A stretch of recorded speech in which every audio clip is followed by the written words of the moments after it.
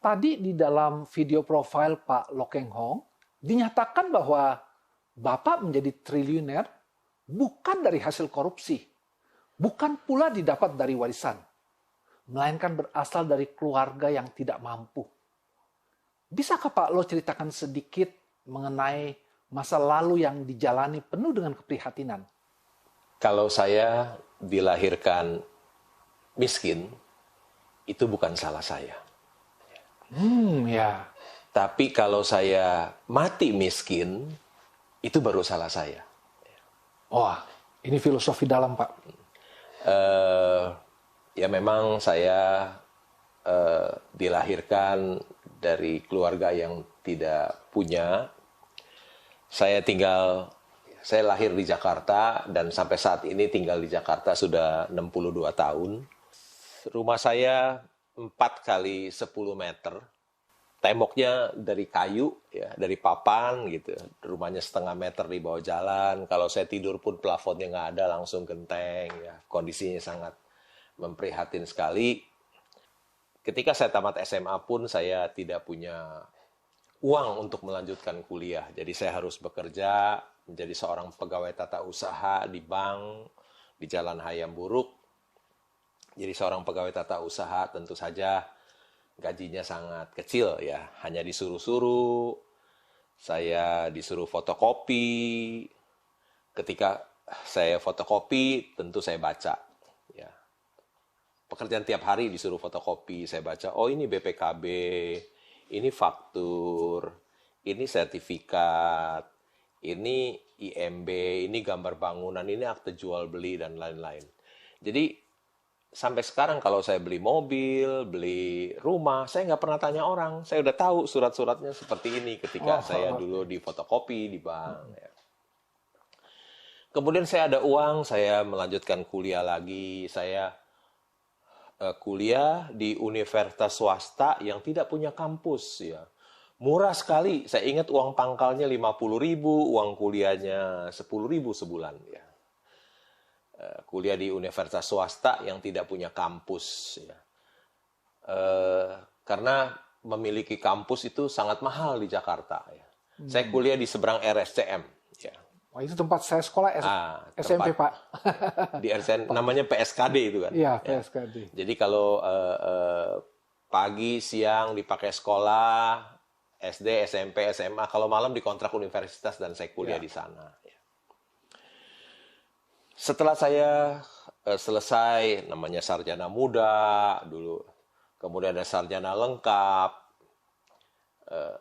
saya bekerja di bank tetap tidak naik pangkat, tetap sebagai pegawai tata usaha. Saya 11 tahun bekerja, tidak naik pangkat, karena jabatannya pegawai tata usaha, jadi gajinya kecil terus ya. Ketika tahun 79 saya masuk bekerja dengan gaji 20.700. Kemudian tahun 90 gaji saya baru 350.000 sebulan ya. Jadi sangat kecil sekali gaji. Untung pada waktu itu ada Pakto, bank-bank baru dibuka sehingga mereka sangat membutuhkan tenaga perbankan ya. Jadi saya ditarik oleh nasabah saya dan dikasih gaji 1 juta dengan uang kesehatan 50, jadi gaji saya naik 200%. Wah, saya sangat gembira sekali. Saya kerja habis-habisan ya. Nasabah saya yang kaya-kaya, saya telepon. Kalau dia dulu di sana misalnya bunga deposito 10%, saya kasih 12%, dia pikir oh lebih gede 12%, mereka pindah. 1 tahun saya bekerja, pangkat saya naik jadi kepala cabang. Tentu saja karena jadi kepala cabang, gaji saya jadi loncat lagi, jadi gede, disesuaikan dengan seorang kepala cabang. Kalau saya punya uang, saya tidak konsumtif, dan uang juga tidak taruh di bank, tapi saya belikan saham uang itu. Saya belikan saham ya. Seperti saham yang pertama yang saya beli adalah Gajah Surya Multifinance yang katanya waktu itu Pak Yusak yang jadi CEO di situ ya. Betul, Pak. itu pertama kali beli saham saya rugi gitu ya. Saya beli saham, uang saya hidup hemat, sederhana, uangnya terus dibelikan saham. 31 tahun kemudian, uang itu jadi besar, jadi banyak. Ya. Saya yang lulusan dari universitas swasta di Jakarta yang tidak punya kampus, hari ini saya lebih kaya dari 99% lulusan dari Universitas Harvard. Wah, luar biasa. Berkat Tuhan itu begitu besar dalam hidup saya. Berkat Tuhan itu begitu ajaib dalam hidup saya. Baik. Apa yang tidak pernah saya pikirkan, itu yang Tuhan berikan bagi saya. Kalau Tuhan berkati hidup kita, kita kuliah di Jakarta pun, di Indonesia pun, kita bisa menjadi orang yang berhasil. Kira-kira begitu. Pak Lo, bisa nggak Pak Lo coba ceritakan bagaimana ceritanya seorang Lo Keng Hong bisa terjun ke bisnis saham? Saya memilih menjadi seorang investor saham karena di bursa saham itu ada uang yang sangat besar. Ya. Sekarang kalau tidak salah di Bursa Efek Indonesia itu kapitalisasi pasar itu kurang lebih 7.000 triliun. 7.000 triliun? Wah. Dulu saya bekerja di bank, saya pikir uang yang paling banyak itu adanya di bank. Ternyata uang itu yang terbanyak itu ada di bursa saham. Ya, seperti Bursa Efek Indonesia mungkin sekarang saham-saham yang diperdagangkan nilainya 7.000 triliun. Ada satu perusahaan di Amerika namanya Apple. Itu nilainya sekarang nilai pasarnya 2 triliun US dollar. 2 triliun US dollar. Kalau kita kalikan 14.000, berarti nilainya 28.000 triliun. Satu perusahaan loh. Wah. Satu perusahaan nilainya 28.000 triliun. Ya.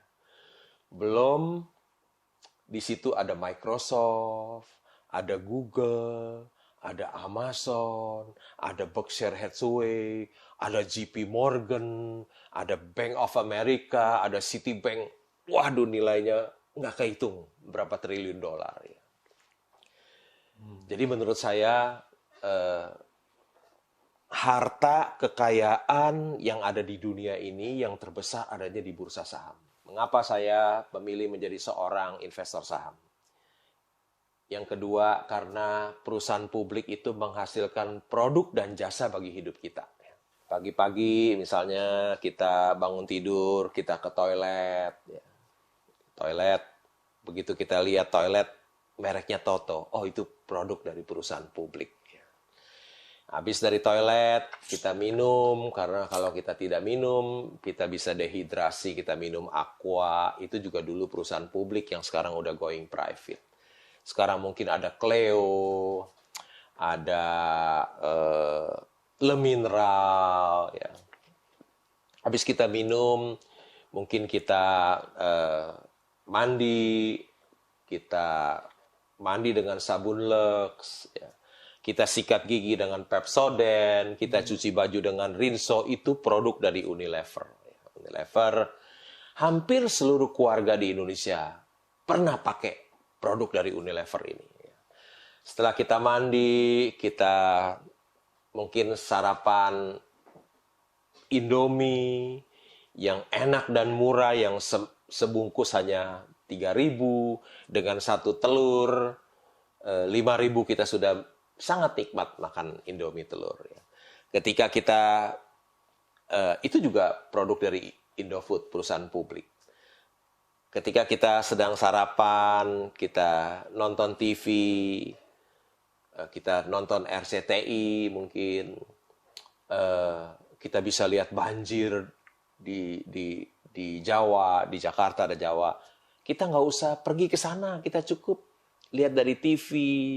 Semua banjir itu kita bisa lihat. Kejadian di seluruh dunia kita bisa lihat. Ya. Kita nonton RCTI yang kebetulan pemegang saham terbesar di MNC itu adalah Pak Haritanu Sudibyo dan nomor 2 yang terbesar adalah saya. Kemudian ketika selesai sarapan, kita ke kantor, kita naik mobil Avanza yang kita beli dari Astra Internasional, itu juga perusahaan publik.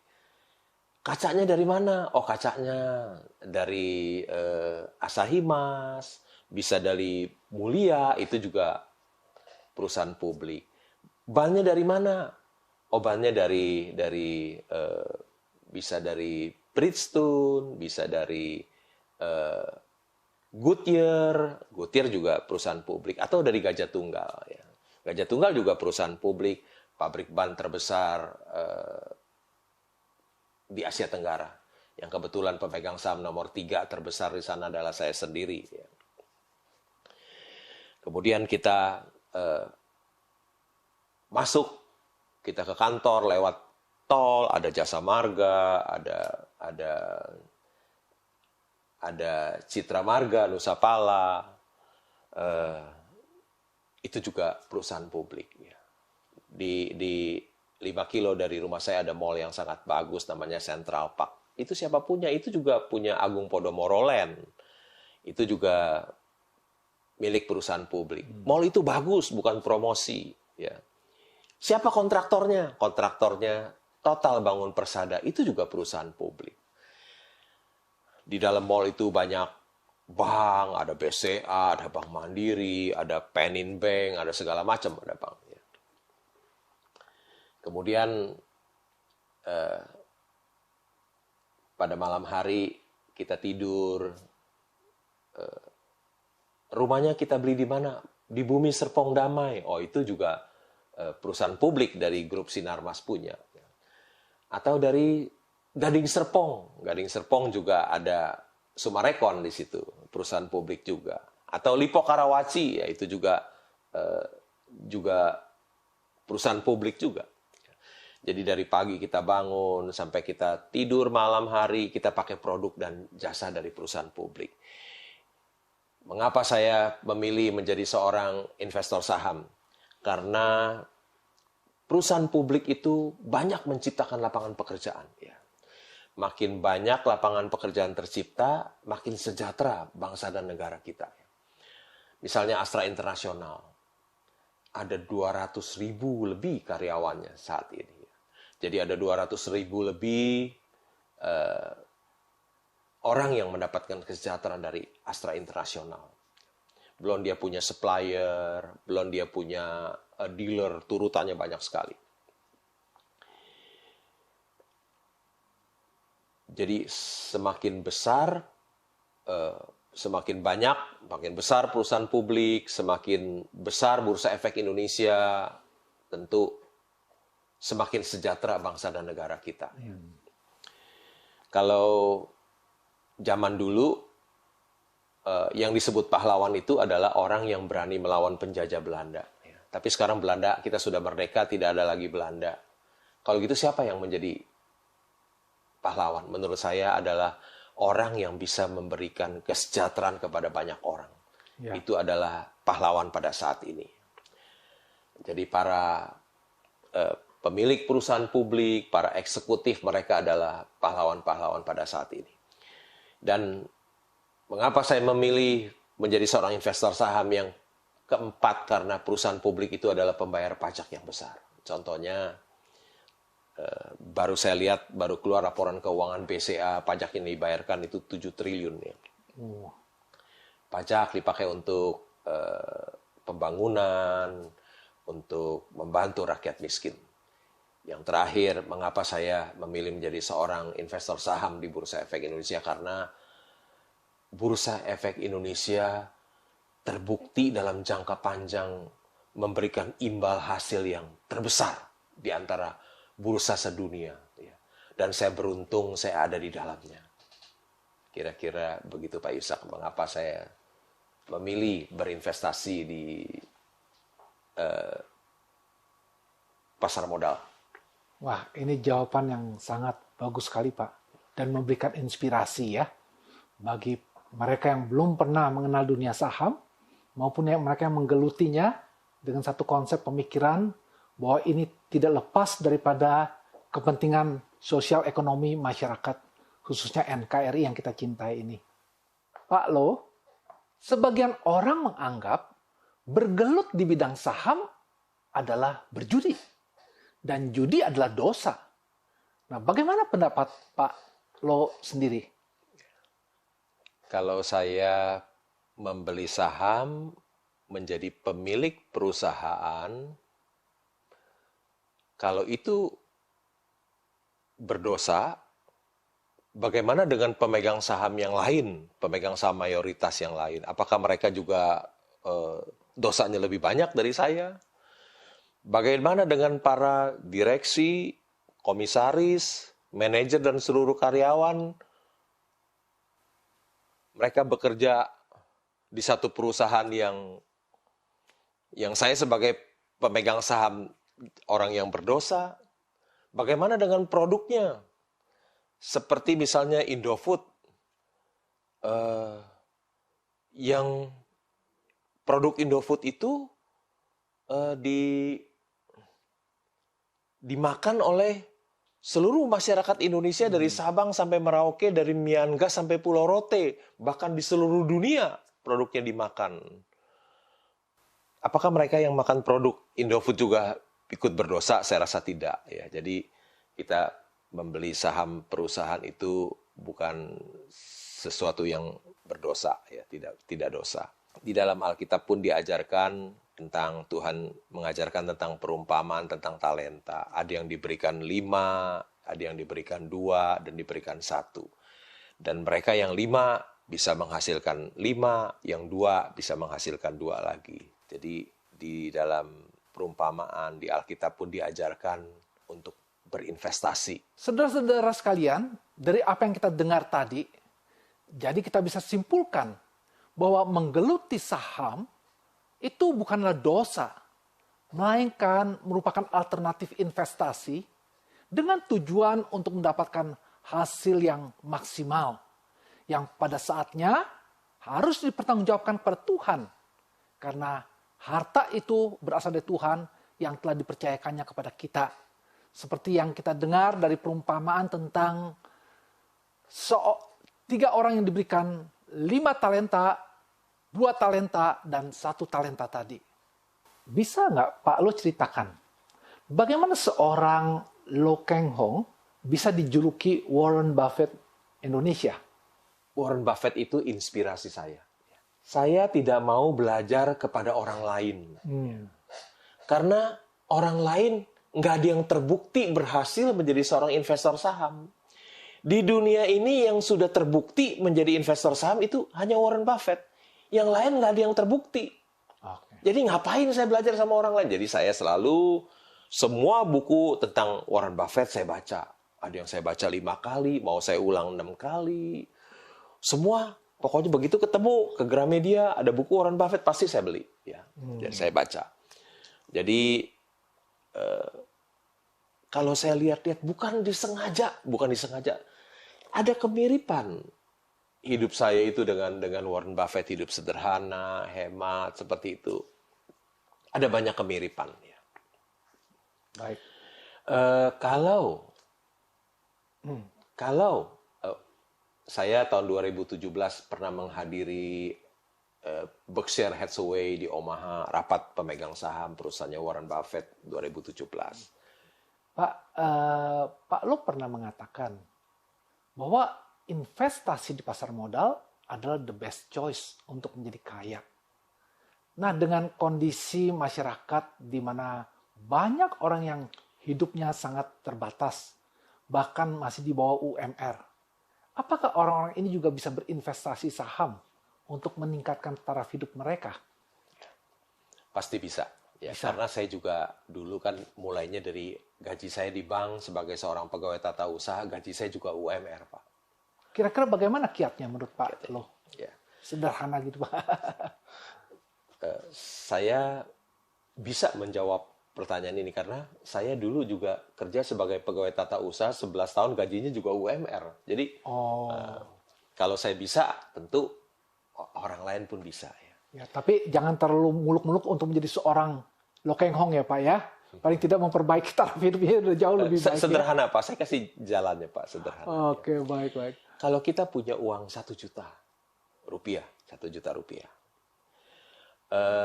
kita bisa setiap tahun naikin 1 kali lipat.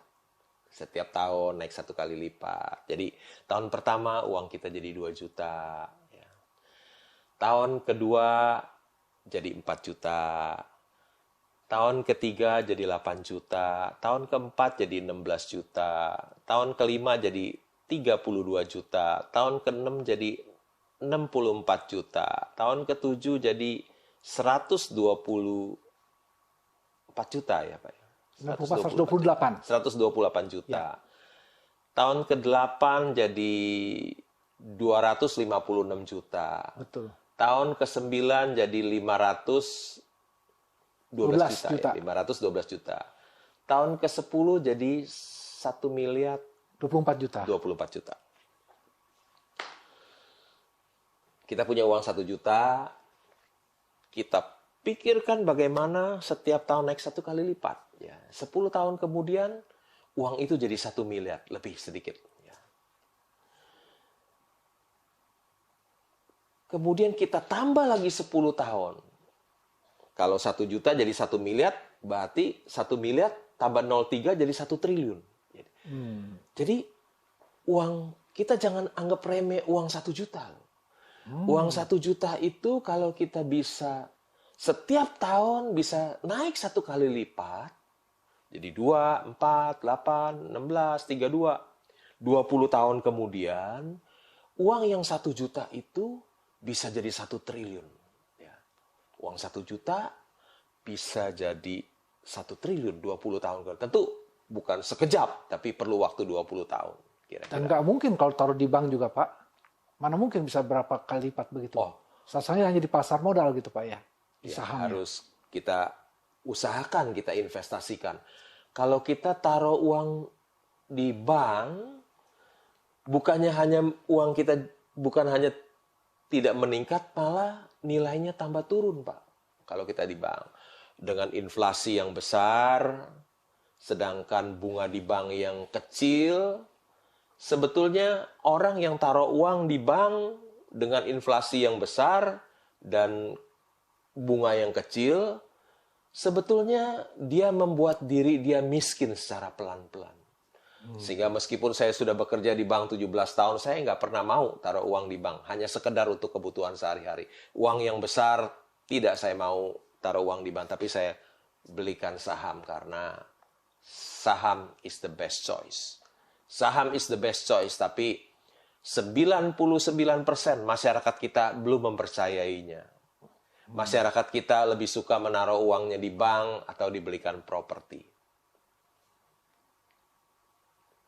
Orang yang tidak punya pun, kalau dia mau hidup hemat, sederhana, uangnya diinvestasikan, 20 tahun kemudian, dia pun bisa menjadi seorang triliuner. Nah, Pak, bagaimana sih sebenarnya pandangan Pak Lo tentang prospek pasar modal ke depan? Khususnya di tengah pandemi COVID-19 yang melanda dunia saat ini. Pasar modal tentu meskipun dia naik turun, tapi ujungnya tetap di atas. Selalu prospek pasar modal itu dalam jangka panjang pasti bagus, ya, karena dia naik turun, tetap dia akan di atas. Selalu dia akan di atas. Ketika masa pandemi ini, saham dari indeks kita dari 6.600, dia turun menjadi 3.900, 4.000, turun sangat dalam sekali. Tentu penurunan harga saham itu adalah peluang emas bagi seorang investor. Peluang emas. Di mana dia bisa membeli perusahaan yang hebat dengan harga yang murah. Selalu ingat, invest in bad time. Kenapa invest in bad time? Karena ketika bad time, semuanya jadi murah. Kita beli. Kita simpan. Kita tunggu sampai good time. Ya, invest in bad time and sell in good time. Ketika dia good time, semuanya jadi mahal waktu good time. Dan kita jual, dan kita bisa jadi orang yang kaya. Ingat satu kalimat saya ini. Invest in bad time. Always invest in bad time. And sell in good time. And you will get rich. Ketika kita invest lagi di bad time, semua murah. Kemudian kita menunggu sampai semuanya bagus. Satu hari datang, yang bagus datang. Ketika yang bagus datang, kita jual. Harganya tinggi sekali dan kita jadi orang yang kaya. Ini salah satu Sederhana mantra sekali. Pak ya. Hah? Ya, mantra dari Pak Loh. Kita ingat baik-baik ya. Nah sekarang Pak, begini. Saat ini kan kita tahu banyak anak muda yang punya filosofi itu MTM. Artinya muda foya-foya, tua kaya raya, dan mati masuk surga. Kalau masuk surga ya Pak ya. Nah karena saham adalah jalan untuk menjadi kaya mendadak. Artinya dalam waktu singkat. Banyak anak muda yang menjalankan gaya hidup konsumtif, hedonis, lalu show off. Dan saya lihat berbeda dengan Pak Loh sendiri, gaya hidupnya.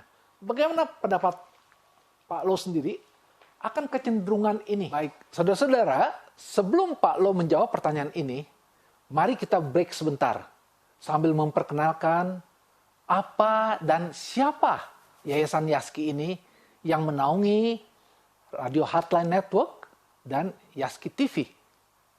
Dengan anugerah Tuhan, Yayasan Yaski telah lebih dari 51 tahun melayani dan berbagi kasih di Indonesia melalui pelbagai proyek kemanusiaan untuk bisa mengubah dan memperbaiki kehidupan mereka yang membutuhkan sentuhan kasih Tuhan. Apa yang Yaski telah dan terus kerjakan? Bantuan untuk korban bencana alam lewat Yaski Peduli, melalui radio tangga bencana serta bantuan kebutuhan pokok di kondisi darurat. Pelayanan radio melalui program seperti Voice of Yaski, Sentuhan Hati, Sekolah di Udara, dan Sketsa Keluarga. Yaski terus memberitakan kabar baik ke seluruh Indonesia. Saat ini, Yaski telah memiliki jaringan radio lebih dari 105 stasiun dalam wadah Japri, jaringan pelayanan penyiaran radio.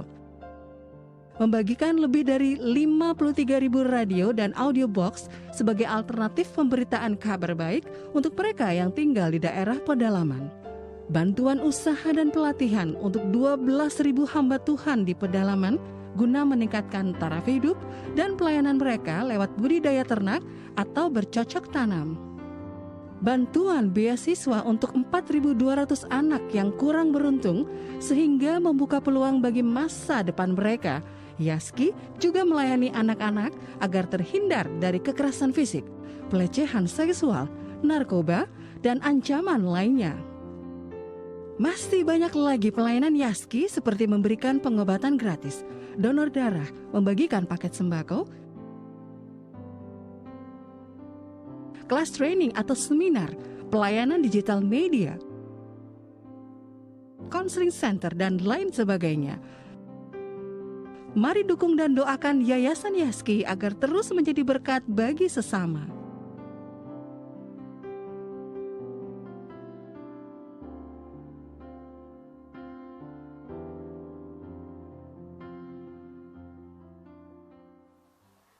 Demikian saudara sekalian, sedikit profil tentang Yaski.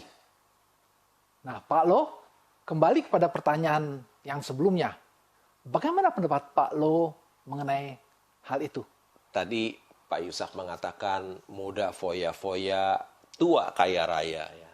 Saya punya contoh kehidupan dari, saya ingat dengan Mike Tyson. Dia dulu orang tidak punya. Iya. Ketika dia menjadi juara dunia tinju, dia mendapatkan penghasilan 400 juta dolar. Waduh. Kalau kita kalikan 14.000, itu kira-kira 5,6 triliun. Dia kaya raya. Dari orang nggak punya kaya raya. Tapi karena hidupnya berfoya-foya, konsumtif, dan lain-lain, akhirnya uang itu habis. 5,6 triliun itu habis. Jangan pikir kalau kita sudah triliuner terus boleh foya-foya, boleh konsumtif hidupnya. Bukan tua kaya raya loh. Belum tua udah miskin Mike Tyson. Dia punya uang bukan main banyaknya. 400 juta dolar, 5,6 triliun. Akhirnya karena hidup konsumtif, hedonisme, dan lain-lain, akhirnya dari orang nggak punya, balik menjadi orang yang tidak punya. Jadi jangan berpikir itu kalimat menyesatkan, muda foya-foya, tua kaya raya. Pak Lo, bagaimana Pak Lo bisa tidak ikut larut dalam gaya hidup yang demikian? Sebetulnya kalau saya mau mengikuti gaya hidup berfoya-foya, konsumtif, hedonis, dan lain-lain, sebetulnya saya mampu melakukan hal itu, tapi saya tidak mau melakukannya oleh karena gaya hidup berfoya-foya, konsumtif, hedonis itu tidak sesuai dengan karakter seorang Kristen, dan itu semua bisa menghancurkan diri saya sendiri. Demikian saudara yang kasih Tuhan. Saya kira kita harus memegang prinsip yang disampaikan oleh Pak Lo menjadi teladan kita. Karena kita tahu bahwa hidup ini harus dijalankan menurut hikmat bijaksana Tuhan. Bukan untuk memuaskan hawa nafsu semata yang tidak berkenan bagi Tuhan. Dan pada akhirnya mencelakakan diri sendiri. Seperti kita lihat ilustrasi tentang Mike Tyson. Pak Lo, sejak kapan Pak Lo Keng Hong mengenal Kristus sebagai Tuhan dan Juru Selamat pribadi Pak Lo? Mungkin ketika SD kelas 4. Ikut agama Kristen, pelajaran agama Kristen. Dan kebetulan di situ, bukan kebetulan, saya mendapatkan seorang guru sekolah minggu yang mengasihi Tuhan. Di situ saya bisa kenal Tuhan melalui apa yang dia ajarkan, maupun melalui lagu yang diajarkan kepada saya. Saya tertarik ada satu kata, inspiring people with music, ya. Inspiring people with music, ya. Menginspirasi orang melalui musik. Lagu rohani pertama yang saya kenal itu adalah diajarkan oleh guru saya waktu guru agama Kristen saya ketika 4 SD. Saya masih ingat kata-kata itu, ya. Seperti demikian kata-katanya. Jiwa raga ya Tuhan, padamu ku sembahkan, dan sepanjang umurku aku jadi hamba-Mu. Wah, menarik Pak Lo. Apa yang Pak Lo sampaikan dan pujian yang baru dinyanyikan itu sungguh menggugah saya pribadi. Nah, saya mau lanjutkan Pak pertanyaan kita. Pak Lo, bagaimana menurut Anda melihat peran dan keterlibatan Tuhan dalam berbagai aspek hidup Anda? Tuhan sangat besar dalam hidup saya. Selain Tuhan sudah memberikan anugerah keselamatan kepada saya, semua yang saya miliki itu adalah pemberian Tuhan bagi saya. Pernahkah kecewa dengan Tuhan? Atau ada pernah rencana meninggalkan Tuhan? Karena saya sejak kecil sudah mengenal Tuhan, mungkin sama sekali tidak ada rencana bagi saya untuk meninggalkan Tuhan. Kecewa mungkin ada, ya. Tapi kekecewaan itu bisa berangsur-angsur hilang, ya. Pelan-pelan kekecewaan itu bisa berangsur-angsur hilang. Jika Pak Lo tidak mengenal Tuhan, pernahkah terbayangkan akan menjadi seperti apa seorang Lo Keng Hong? Kalau saya tidak mengenal Tuhan, mungkin saya bisa menjadi seorang yang sangat sombong, orang yang tinggi hati, orang yang egois, dan sulit untuk menghargai orang lain.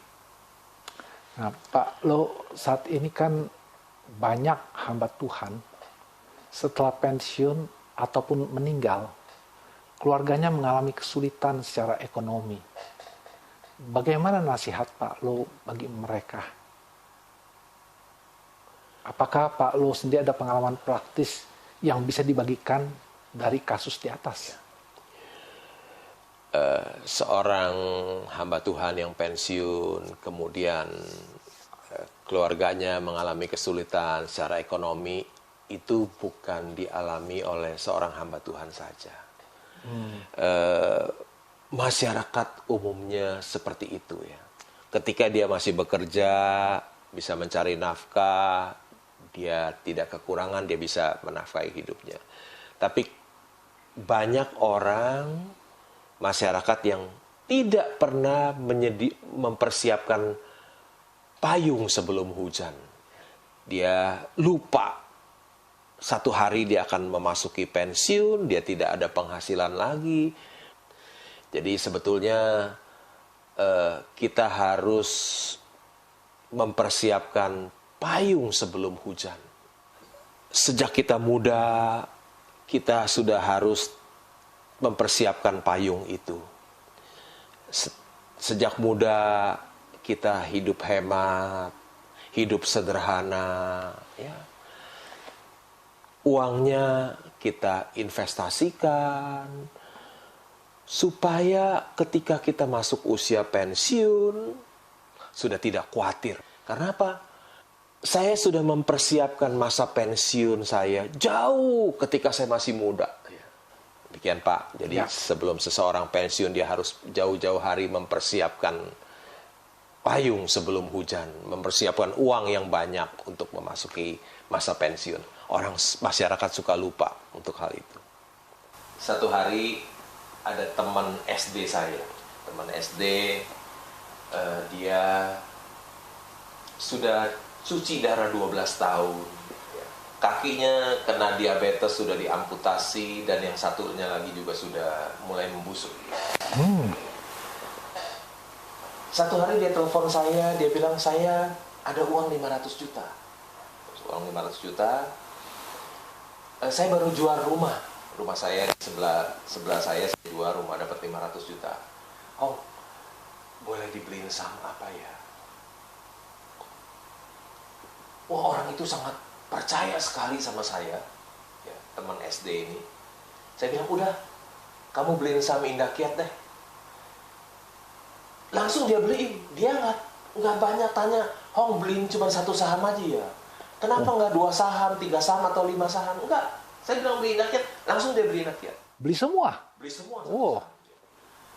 Dan saham Indakiat itu dari 1.000 naik ke 20.000. Waduh. Uang dia yang 500 juta itu jadi 5 miliar sekarang. Puji Tuhan. Untuk biaya dia, untuk berobat, segala macam. Dan cukup untuk masa tuanya, Pak ya? Untuk masa tuanya.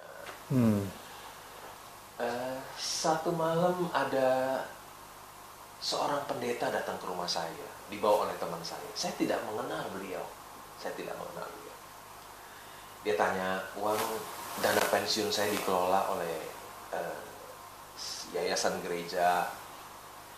Tapi saya lihat uang ini nggak bertumbuh. Apa lebih baik saya cairkan, saya tarik, saya belikan saham? Saya bilang, ya boleh Pak. Daripada nggak bertumbuh. Kemudian saya suruh dia beli saham Indakiat. Saham itu naik.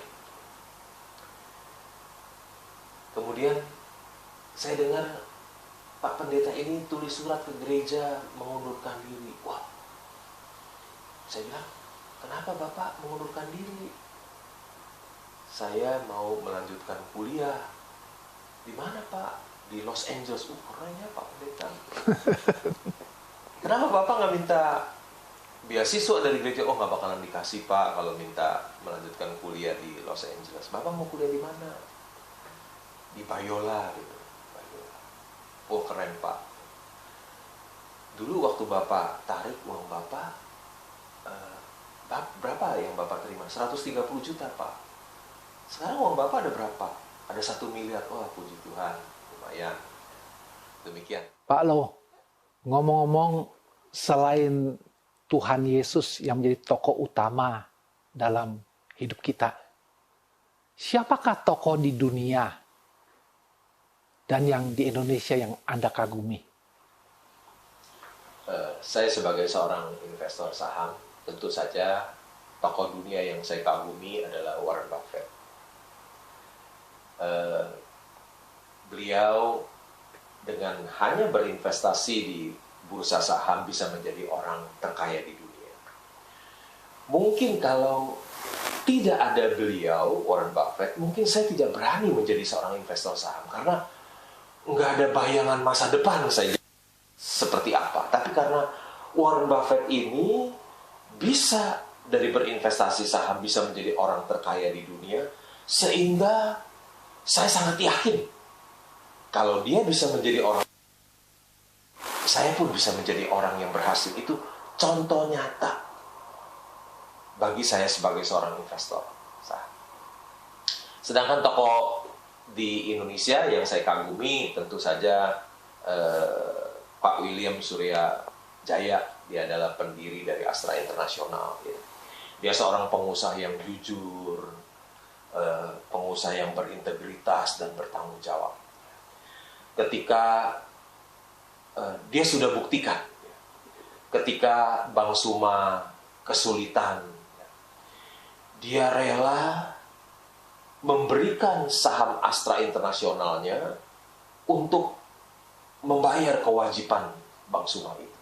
Padahal kalau dia tidak membayar pun bisa, itu kan namanya perseroan terbatas. Betul. Dia terbatas sampai besar modal yang dimasukkannya. Sampai harta bank itu saja, tidak usah harta pribadi. Namanya juga perseroan terbatas, tidak usah harta pribadi juga diserahkan. Tapi karena beliau adalah pengusaha yang jujur, bertanggung jawab dan berintegritas, dia rela memberikan perusahaan Astra International yang sekarang nilainya 200 triliun lebih, yang labanya setiap tahun 20 triliun, diserahkan untuk melunasi kewajibannya di Bank Suma itu. Dialah tokoh pengusaha Indonesia yang saya kagumi, pengusaha yang jujur, berintegritas, dan bertanggung jawab. Demikian Pak Yusuf. Wah, menarik sekali ya Pak Loh. Tapi sekarang kita coba beralih masalah kehidupan keluarga. Ini yang jarang kita mendengar, Pak. Apakah Pak Loh ada kesulitan di dalam mengatur quality time dengan keluarga? Tentu saja saya sebagai seorang sleeping shareholder, pemegang saham yang tidur, tentu saja tidak mempunyai kesulitan di dalam mengatur waktu. Karena saya punya waktu luang yang banyak sekali, karena saya tidak mengerjakan apa-apa. Di dunia ini ada 4 macam orang. Orang yang pertama, orang yang banyak waktu tetapi tidak punya uang. Siapa dia? Dia adalah pengangguran, hidupnya jadi benalu buat orang lain. Orang yang kedua adalah orang yang banyak waktu tetapi banyak uang tetapi tidak punya waktu. Siapa dia? Dia adalah pengusaha, para eksekutif, ya. Yang ketiga adalah orang yang tidak punya waktu dan tidak punya uang. Siapa dia? Dia adalah karyawan yang gajinya kecil, UMR. Tiap hari dia sibuk bekerja, habis bulan uangnya habis. Dan orang yang tidak punya waktu, tidak punya uang, ini jumlahnya sangat banyak, signifikan. Orang yang keempat adalah orang yang bukan hanya banyak uang, tapi dia juga banyak waktu, banyak. Siapa dia? Dia adalah sleeping shareholder, dia adalah pemegang saham yang tidur.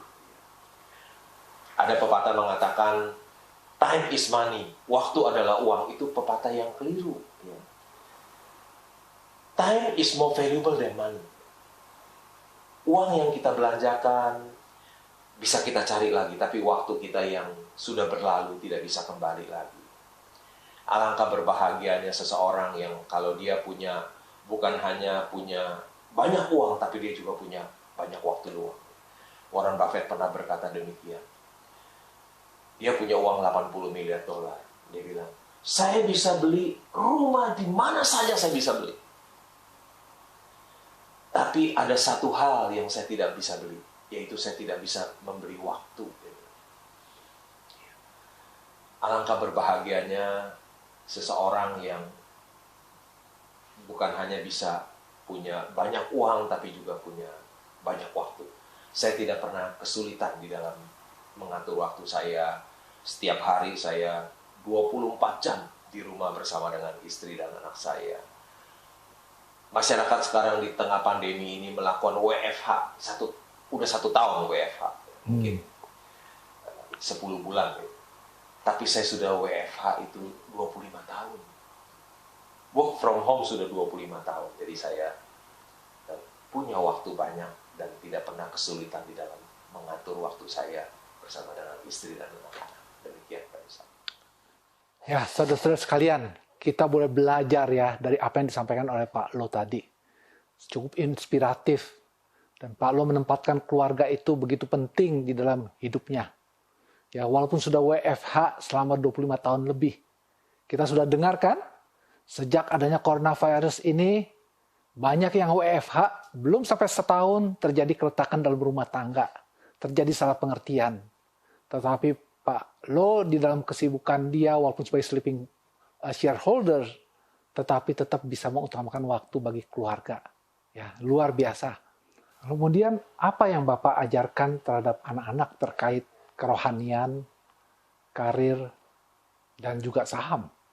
Saya biasa anak-anak sejak kecil sekali, selalu saya dan istri saya pasti akan setiap minggu pasti pergi beribadah ya, ke gereja. Anak saya ikut di sekolah minggu, saya di tempat dewasa. Ya. Sejak kecil, sejak playgroup, saya menyekolahkan anak saya di sekolah Kristen supaya dia mengenal Tuhan, bisa memiliki karakter Kristus. Ya.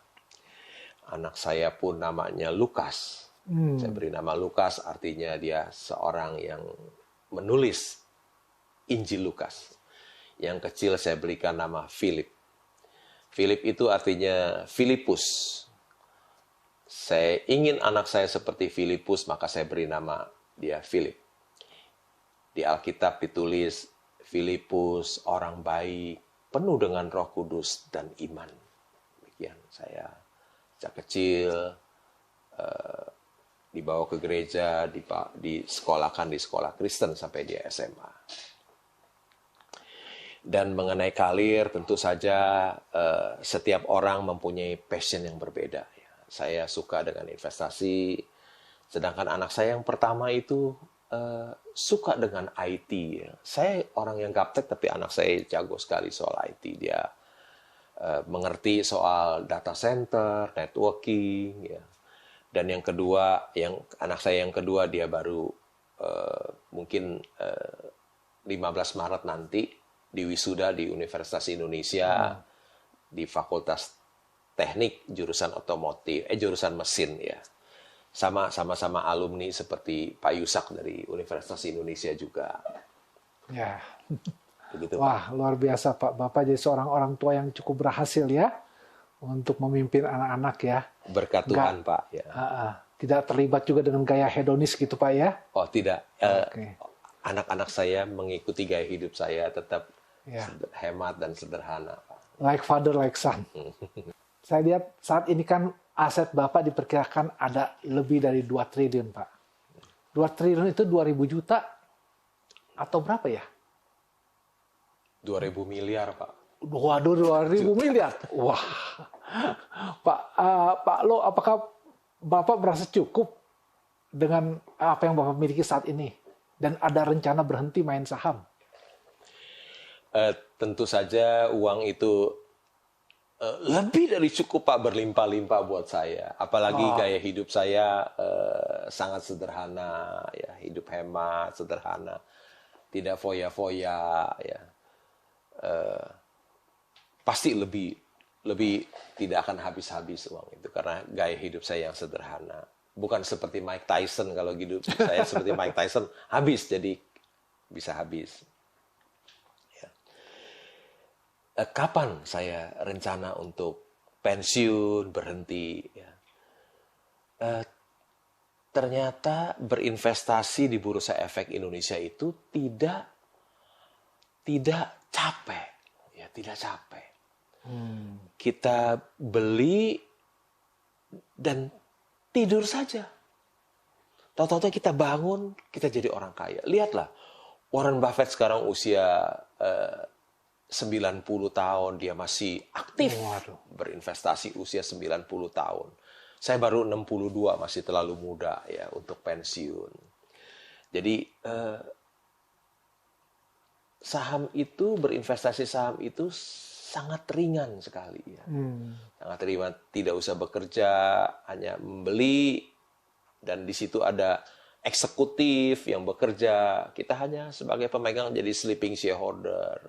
Kalau perusahaan yang kita beli perusahaan yang hebat, kita diam saja, santai-santai tiap hari.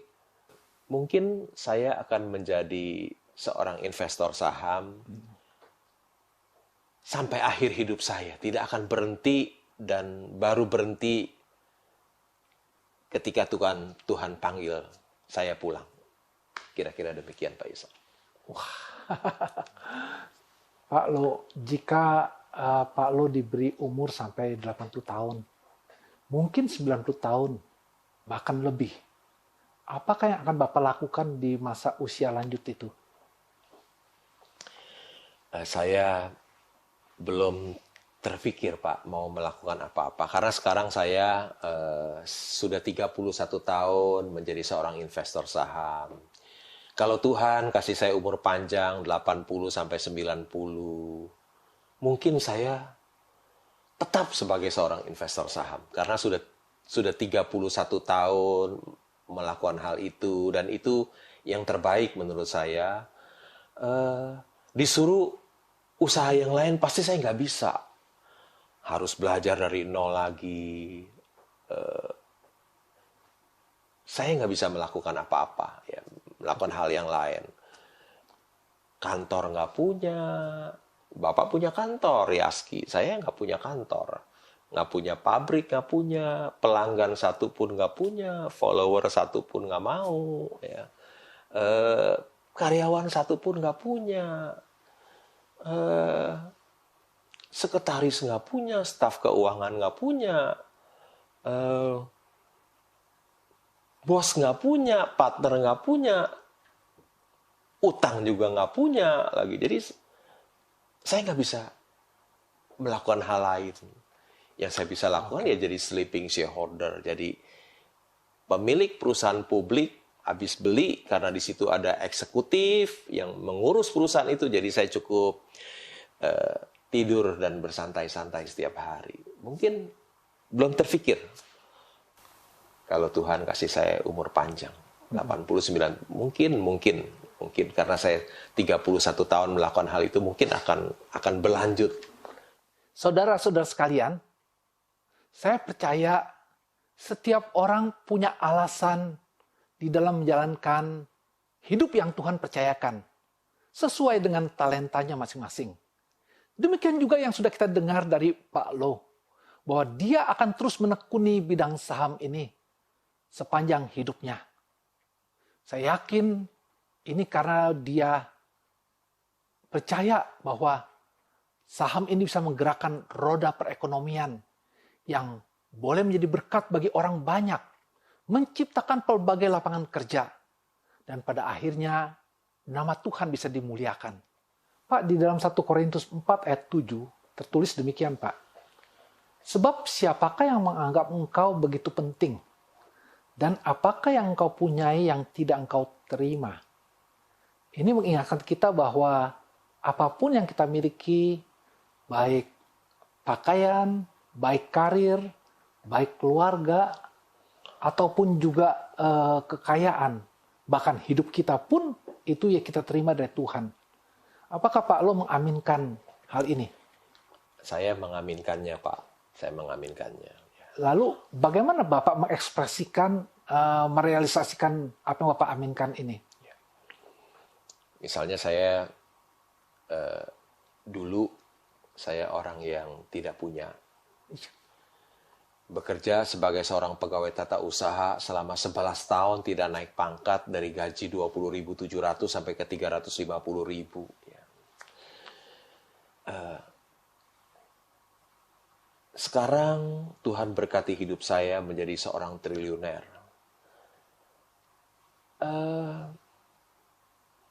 Tentu saja itu pasti Tuhan yang berikan. Nggak mungkin seorang yang bekerja selama 11 tahun, jadi pegawai tata usaha, itu pasti kalau sekarang bisa seperti sekarang, itu pasti Tuhan yang berkati hidup saya. Itu karena Tuhanlah yang memberkati hidup saya. Saya ingat seperti hidup saya ini seperti Yusuf ya. Yusuf itu sebelum dia menjadi Perdana Menteri di Mesir, dia adalah seorang narapidana. Ya.